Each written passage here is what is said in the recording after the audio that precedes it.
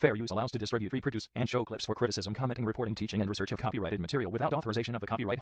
Let us not glide through this world and then slip quietly into heaven without having blown the trumpet loud and long for our Redeemer, Jesus Christ. Let us see to it that the devil will hold a thanksgiving service in hell when he gets the news of our departure from the battlefield. Brethren, the devil will try and put us to sleep. The church in America is going to suffer so terribly. And we laugh now, but they will come after us. They will come after our children.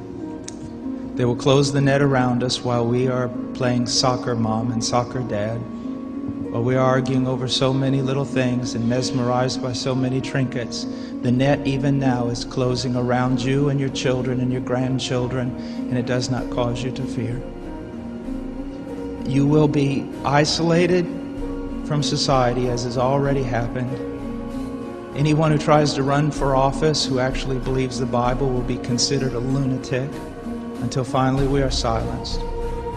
We will be called things that we're not and persecuted not for being followers of Christ, but for being radical fundamentalists who do not know the true way of Christ, which of course is love and tolerance. You'll go down as the greatest bigots and haters of mankind in history. They've already come after your children. And for most of you, they got them. They got them through the public schools and indoctrination and the university and indoctrination. And then you wonder why your children come out not serving the Lord. It's because you fed them right into the devil's mouth. So little by little, the net is closing around, and then it's not little by little. Look how fast things are going downhill just in a matter of weeks. Matter of weeks. But at the same time, know this. Persecution is always meant for evil, but God always means it for good. And is it not better to suffer in this life, to have an extra weight of glory in heaven? You must settle this in your mind. This is the one thing I want to say over and over. Do not believe, down through history, you have a wrong idea of martyrdom and persecution.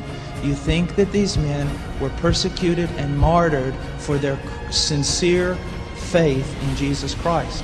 That was the real reason, but no one heard that publicly.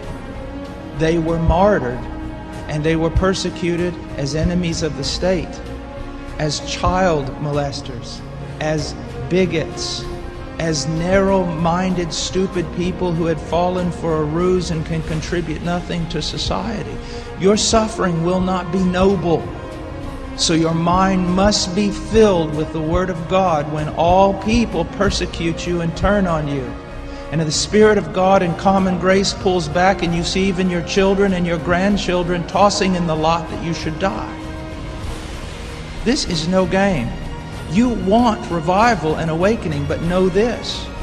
For the most part, great awakenings have come only preceding great national catastrophes or the persecution of the church. I believe God is bringing a great awakening, but I believe that He is raising up young men who are strong in trust in the providence of God to be able to wade through the hell that's going to break loose on us. And it will be on us before we even recognize it. Unless in God's providence, He is not done. He is not done. And note, this is not silly talk. Apart from a great awakening, these things are going to come upon you. Be ready to lose your homes, your cars, and everything.